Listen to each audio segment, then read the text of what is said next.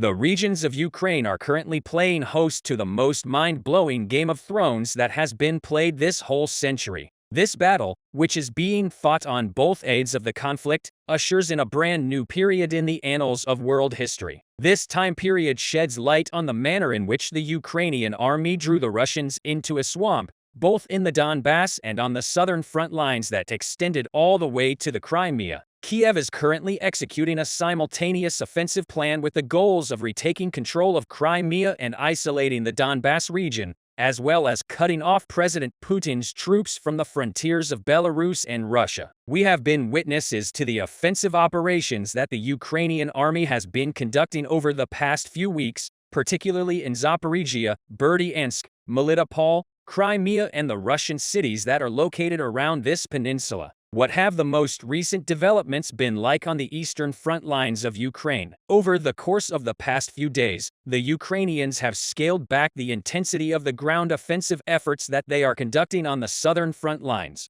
Moscow saw this change in military strategy employed by the Ukrainian armed forces as a lull in the conflict. The Ukrainian advance on the southern front lines is currently being described by Russian officials as being insufficient. The halting of Ukrainian military operations in the Guinea trenches on the battlefield is typically viewed negatively by Russian officials as a circumstance that is unfavorable for Kiev. However, we were able to deduce from the extraordinary activity that was taking place on the eastern front lines that Kiev was employing a totally new offensive strategy in recent days. The Ukrainian army has initiated sudden and brutal offensive activities in the vicinity of Bakhmut, where it has taken the initiative which even the Russians did not anticipate. These activities have been taking place in an area where the Russians were surprised as a result of the Wagner Group's withdrawing from Bakhmut and the areas surrounding it. Holes were left in these front lines which the Russians worked to fill. The Russian armed forces have sent additional troops to strengthen their presence in the city of Bakhmut and in the location surrounding the city. On the other hand,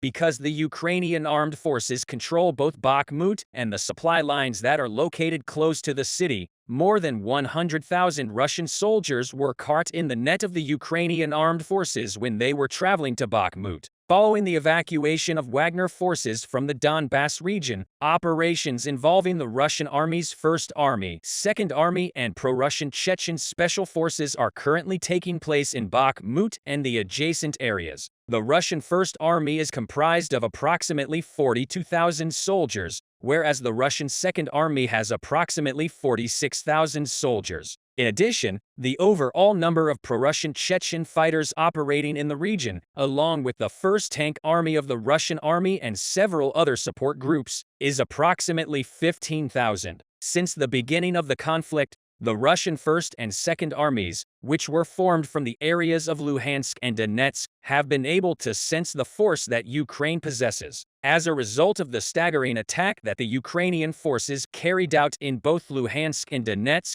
two regions are now operationally besieged, and as a result, 100,000 Russian soldiers are trapped in the middle of Genome. Soldiers from Russia's 72nd Motor Brigade, who were stationed near Klissarika, which is located south of Bakhmut, were among the units that were defeated by the Ukrainians. You may recall that Hanna Maliar, the Deputy Minister of Defense of Ukraine, said that the last of the Ukrainian forces had advanced 1,200 meters toward Krusevka and 1,500 meters toward Crimea, Vika, which is located south of Bakhmut. Hanna Maliar also reported that Ukrainian forces still hold the southern outskirts of Bakhmut, but that the most intensive fighting is taking place around the city itself. Because of this, thousands of Russian forces were unable to make their way to Bakhmut through this city once the Ukrainian army ultimately took control of Klissarika. After the Russians were unable to deliver troops to Bakhmut from Krusevka, the administration in Moscow desired to send reinforcements to the battle stronghold, but this time from a different front line. A Russian Air Force regiment has been moved from Lyman to Bakhmut, as was confirmed by Colonel Sergei Cherevatenko, the spokesman for Ukraine's eastern military. However, reports indicate that Ukrainian forces launched a sustained assault against these units. The Ukrainians had almost completely sealed off all access points into and out of Bakhmut. President Putin started to come to the conclusion that he had lost while he was observing the war behind closed doors. When the gates of hell are finally shut, we will have no choice but to take into consideration the Russian soldiers who are still stationed within Bakhmut, mainly due to the fact that it is expected that over 50,000 Russian soldiers are currently engaged in combat in the city of Bakhmut. In addition to this figure, when we consider the Russian reinforcements who are attempting to approach the city from the general area of Bakhmut, we can plainly see that a total of 100,000 Russian soldiers are behind the blockade of Ukraine. The Russian troops that were attempting to enter the city of Bakhmut continued to receive information from the front lines that were located to the north of the city, even though the Ukrainians attempted to totally stop the transportation to the city. The Russians did not give up and continued to expend their soldiers on bringing them to Bakhmut. This was despite the fact that the Ukrainians sought to entirely shut down the transportation. The 106th Air Assault Division of the Russian Federation, which was stationed close to Vika, was one of the teams that was marching towards the citadel throughout the conflict. The men of the 106th Air Assault Division faced a high degree of danger throughout this expedition, which was referred to as the Death Voyage in Kiev. The reason for this was because the Ukrainians successfully retook Burkvik from the Russians and established a formidable network of defenses and offensive operations within the city. Because of this, the soldiers of the Russian Army's 106th Air Assault Division were unable to approach the citadel that was the center of the conflict. Bakhmut remained of utmost significance to both armies throughout the conflict. After a year of battle for control of the town, Russia conquered the majority of it at the beginning of June 2022. Since then, Ukraine has made an effort to regain control of the city by surrounding it from both the north and the south. However, the current scenario in the city has never presented the Russians with a challenge of this magnitude. In other words, it would appear that Kiev is now having some sort of voice in the matter of Bakhmut, which the Ukrainians are attempting to reclaim from the past, because in the end, the Ukrainian General Command stated that its forces had taken control of the strategic initiative in the city of Bakhmut and carried out a significant offensive operation which compelled the Russians to evacuate the location they occupied. Mark Milley, a member of the United States Joint Chiefs of Staff, made the announcement that the Ukrainian military was making advances between 500 and 1,000 meters a day on the eastern front lines and up to 2,000 meters in sections of the eastern trenches. Due to the fact that this is a war, conquered territories will not be reclaimed overnight. For this reason, even if the development may seem little to us when we examine the scenario military ammunition levels, the possibilities of both sides, the advancement of the Ukrainians is fairly successful, despite the fact that it may look like only a small amount has been accomplished. Minister Malyer has made the most significant statements concerning this topic. According to Hannah Malyer, Ukrainian forces were able to retake an area that was 28.4 kilometers squared in size just this past week. This brings the total gain of the counterattack up to 158 square kilometers at this point in recent days, according to a spokesman for the Ukrainian army named Sergei Shariati. His troops have made more than a kilometer of forward progress against Russian forces located near the city of Bakhmut in eastern Ukraine. His comments were the most recent indication that the counteroffensive,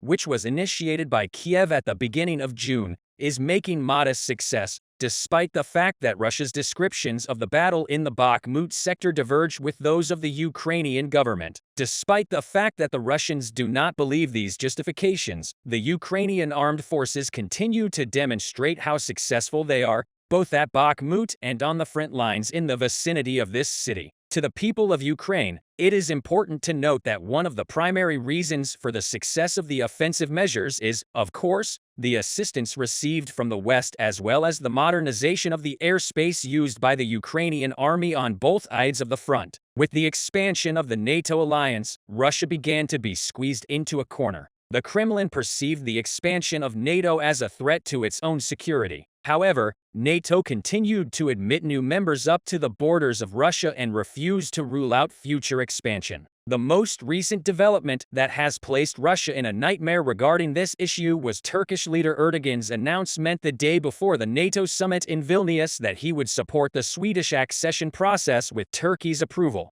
Sweden takes decisive measures towards becoming the 32nd member of the international military alliance. This circumstance exacerbates Vladimir Putin's difficulties as Russian president due to Sweden's status as one of Ukraine's allies. As soon as the Stockholm administration obtained Turkey's approval, it took its first step against Russia in Ukraine. A few days after Turkey's announcement that it would support Sweden's NATO proposal, the first Swedish-made Stridsvagn 122 main battle tanks were spotted in Ukraine. The other day, a video of the NBTS supplied by Sweden was circulated on social media. The Ukrainian's weapons tracker has published a remarkable 18-second clip of Swedish main battle tanks. This important news dropped like a warhead on the global agenda. In the video shared on social media, many Swedish main battle tanks were lined up and covered with Barracuda damping, camouflage netting. In other words, Sweden, a historically neutral Scandinavian nation,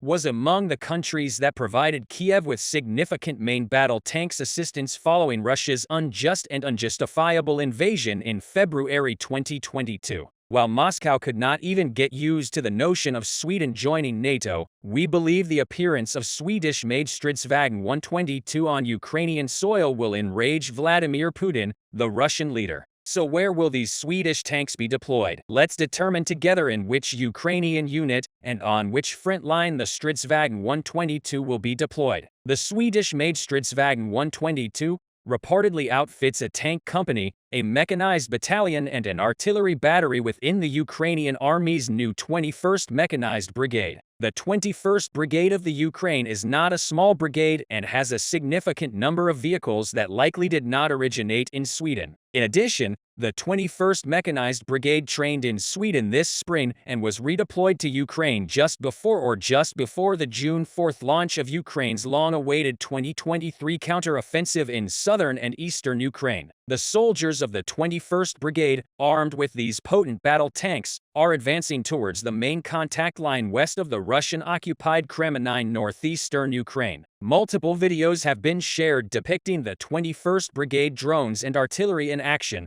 as well as CV-90 moving through the fields and forests outside Kremenny while taking artillery fire. Therefore, the Stridsvagn 122 must be navigating in close proximity to the CV-90s, except for Kiev and the headquarters of the 21st Brigade. Nobody knows for certain what the precise plan was. The Ukrainian General Staff may have intended for the 21st Unit to deploy Russian regiments and brigades around the Kremlin. Therefore, these units cannot proceed south to reinforce defenses in Ukrainian attack sectors. Equally likely, the Ukrainian commanders anticipated that the Russians would withdraw their forces from the Kremlin regardless. The reason for this is that the Swedish main battle tanks of the Ukraine 21st Brigade have the potential to alter the trajectory of the Kremenny front line, allowing Kiev to seize complete control there. Kiev will utilize the 21st Mechanized primarily for critical missions, such as inviting them to initiate their own local offensive and potentially adding another axis to the Ukrainian counteroffensive. Stridsvagn 122, manufactured in Sweden, appear to serve this function well. Tanks typically move alongside infantry fighting vehicles and discharge their cannons at enemy fortifications to allow IFs to advance using the advantage of the Stridsvagn 122 tanks in Kiev. It intends to control all of the front lines from Luhansk to Svatov. Stridsvagn 122 are genuinely among the new MBTs supplied to Ukraine, despite a 20-year history. In addition, the Stridsvagn 122 is designed expressly for combat in Swedish conditions, including forests and urban areas. Consequently, it appears to be ideally suited for operations in the Donbas region. Consequently, Kiev's plan to employ Swedish main battle tanks in and around the Kremlin is quite apt. The Swedish MBT, which entered service in 1997, is based on the German Leopard 205 tank. These powerful Swedish tanks feature several upgrades over the original Leopard 2, including enhanced command control and fire control systems, as well as reinforced armor. The inclusion of French Galax, smoke diffusers and thicker crew hatches distinguishes these tanks from the German Leopard 205. The main armament of the Swedish-made MBT is a 122mm Rheinmetall L44 smooth bore tank cannon, while its secondary armament comprises 27 62 by 51mm NATO KSPM-94 machine guns and 4 smoke grenade launchers. These tanks are outfitted with composite armor of the third generation with plastic infill for high-strength steel, tungsten, and ceramic components. Swedish Stridsvagn 142 aircraft are equipped with a sophisticated CBRN defense system to defend against chemical, biological, and radiological or nuclear weapons. It is propelled by an NTU MG V8 73601 liquid collection V12 twin-turbo diesel engine and has a maximum speed of 68 km per hour. The Swedish Stridsvagn 122 main battle tanks are equipped with stealth capabilities in the visual near-infrared thermal, infrared and broadband radar wave bands, as well as dimming sensors, imprecise targeting, and the ability to fool smart munitions. Moreover, these tanks are constructed from durable materials, and the two-sided mesh can be rapidly reversed to adapt to the environment. Given these characteristics, it appears that Swedish tanks will pursue Russian forces on Ukrainian soil. When did Sweden pledge to provide these tanks and how did it assist Stockholm, Kiev, alongside Stridsvagn 122 in January and February? Sweden, a NATO invitee, disclosed a substantial arms package for Ukraine, consisting of 10 Stridsvagn 122 tanks, 50 CV-90 infantry fighting vehicles with powerful 40mm automatic cannons and 8 155mm Archer howitzers. The vehicle shipment brought Sweden's total military assistance to Ukraine to $1.5 billion. The Ukrainians had awaited the shipment for quite some time. The appearance of Swedish tanks at the NATO summit also aroused significant concerns.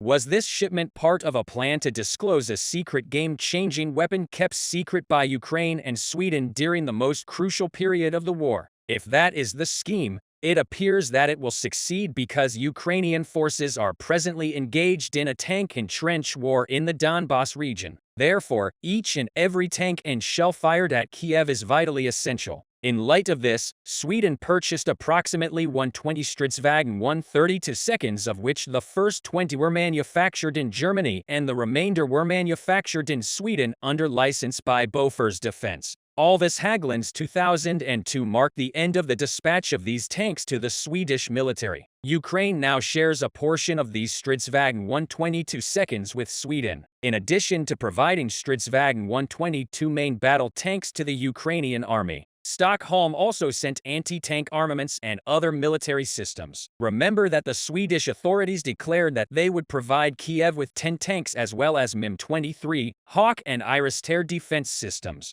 Earlier this year, Sweden also pledged to dispatch 10 Stridsvagn 122 tanks to Ukraine in support of its efforts to expel Russian troops from its territory. In conclusion, Sweden, which was enthusiastically anticipated as a new member of NATO, has already surprised the Russians and demonstrated its intention to become one of Kiev's most vital allies. Tragic moment for Putin. More than 100 Russian soldiers lay down their weapons today. MP4, welcome to Current Affairs. Ukraine's performance on the battlefield since December has put a lot of pressure on Russia. The pressures of the Kiev army, which continued after the new year, caused critical changes in the eastern line of Ukraine, especially the Luhansk front line witnessed the striking attacks of the Ukrainian army after the new year. Ukraine, which managed to break through the Russian defense line for 6 kilometers in Kreminna, left the invading troops in a difficult situation. At present, Moscow army units who have no choice but to reach Pishin from the Zhyothika direction are also in danger of Ukrainian forces and partisan groups in Severodonetsk in the southeast direction. The fate of the Russian troops trapped in Kreminna in the following days does not look bright at the moment. So when did Ukraine manage to hold the Russians in such grip on the eastern fronts? The answer is actually quite simple. The Russian army spent almost half of its ammunition supply on the Donetsk front, especially in the city of Bakhmut. Leader Vladimir Putin lost thousands of his soldiers to occupy the city. At present, the total number of casualties of the Russian army has exceeded 110,000. Of course, it should not be forgotten that the large Russian military base in Donetsk, Makiivka, was blown up by Ukrainian forces. The Moscow army lost 400 soldiers as a result of these attacks. All these heavy losses also negatively affected the situation of the Russians. On the Luhansk front, the Russians used the northern side of the link road along the Bakhmut front line to Luhansk and the south side to support the conflict groups in Donetsk. However, with the disruption of the Donetsk side, the support of the Russians to Luhansk was also blocked. The situation also damaged the morale and motivation of the soldiers in the Moscow army. Also recently, the Ukrainian armed forces again targeted Russia's military resources in the Stithof settlement in the Luhansk region. Ukrainian forces, which blew up a huge Russian ammunition depot in Stithof with unmanned air and aerial vehicle attacks, inflicted record losses on the invading troops in this region as well. It was reported that 500 Russian soldiers were killed as a result of these attacks after the Donetsk front line. Moscow also suffered shock losses in Luhansk. These striking losses caused quite violent reactions within the borders of Russia. The latest fiasco in the Luhansk region has destroyed the confidence of the citizens of the country in the Putin regime and the chances that Russia will win the war. After these situations, dozens of Russian soldiers surrendered in the direction of Luhansk within a few days. The head of the regional administration, Sergei Gaidai, announced that more than 100 troops from Russia surrendered in the direction of Luhansk in the last week. Gaidai added that the Russians changed the commander of the troops in the direction of Svatov and Kremenna for the fourth time. The front line between Kremenna and Stithof is currently one of the most critical areas in the Luhansk region.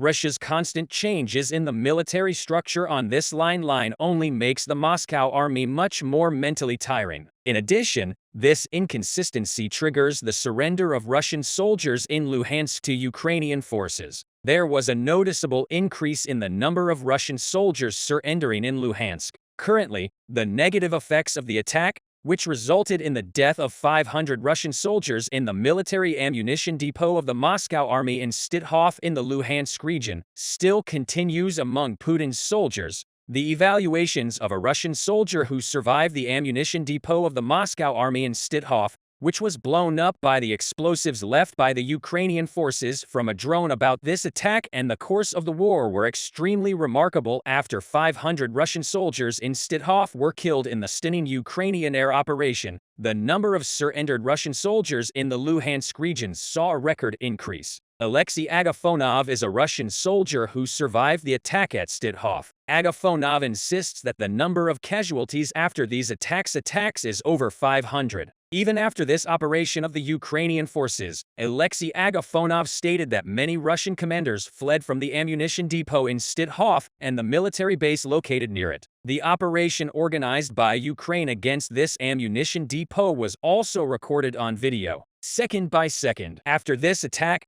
dozens of speculations also paved the way for the collapse of the structure of the Moscow army. The news that dozens of Russian soldiers surrendered to the Ukrainian armed forces as a result of this attack, which left Luhansk in chaos, shook the agenda. Agafonov confessions also revealed a shocking truth that was tried to be kept secret. The Moscow authorities were aware of all these situations and had already calculated the injuries that the statue of disaster in the Luhansk region would inflict on the Russian army. For this reason, the Kremlin administration, especially the Russian leader Vladimir Putin, tried to cover up the incident in Stithof, stating that the number of Russian soldiers who died was much less than 500. Moscow officials wanted to prevent a mass uprising among the Russian soldiers, but it was too late. Alexei Agafonov also admitted that after the explosions in Stithof, the Russian commanders in this region were still trying to have the mobilized soldiers dig fortifications. Realizing that there was no other way out in time, the Russian commanders were worried about leaving their troops in the middle and saving their own lives. Although Stithof was tried to be covered, relatives of many mobilized Russian soldiers who came under fire recently gathered outside the Voronezh prosecutor's office building to demand that they be told the truth about the fate of the dead soldiers. Some of the relatives of the Rus soldiers who lost their lives in the explosion in this region entered the prosecutor's office to hold accountability. Relatives of 31 Russian soldiers contacted the Voronezh prosecutor's office, but these events were not covered much in the Russian media. Maybe someone didn't want to cause too much trouble. Even after the massive Russian military base in Donetsk, Makiivka was blown up, The Russian media tried to downplay this attack, but after the funeral ceremonies of the dead Russian soldiers, Russia became the center of rebellion movements again. The recent attacks in Luhansk were now the last straw. Considering all these situations, the surrender of Russian soldiers and mobilizations to the Ukrainian forces, especially in the Luhansk region, was already inevitable. However, the approach of the Moscow administration during this period did not come as a surprise. Leader Vladimir Putin and his leaders had been using this tactic since the beginning of the war. According to Russian officials, there was nothing to worry about, but the numerical data did not say so at all, even before the attacks that took place in Luhansk. It turned out that the situation of the Russian soldiers in this region was quite deplorable. Prior to the explosion in Svatov, about 90 Russian mobilized soldiers who refused to return to the front lines were allegedly forcibly held here for a month on the territory of the former children's camp Beryozaryo-Zuka, in the village of Makarovo in the Luhansk region. During the meeting with the relatives of the soldiers, it was revealed that the mobilized Russian soldiers in this region were not given food, water, and physically and psychologically pressured. No wonder these Russian troops who endured so much torture suffered losses in Luhansk, because thousands of Moscow army units forcibly held on the front lines are still considering taking refuge in the Ukrainian armed forces as the only way to continue their lives in more humane conditions. The Ukrainian army has dozens of applications and studies in this direction. One of them is Kiev's surrender line called I Want to Live. The units of the Moscow army who wanted to escape the attacks in the Luhansk region also applied to the surrender line, which hundreds of thousands of Russian citizens have sought and requested help from the surrender line called I Want to Live, which came to the agenda again. After the demands reached record numbers became a new light of hope for the Russian soldiers, because the Kiev government has announced that it will guarantee the life security of every Russian soldier who surrenders to the Ukrainian armed forces. It was also announced that the provisions of the Geneva Convention would apply to the surrendered Russians. The fact that the Moscow government does not think about its own soldiers, but instead Kiev takes a step in this regard, accelerates the decision of the Russian soldiers to surrender. It is estimated that the number of Russians surrendering will exceed 2,000 in the coming days.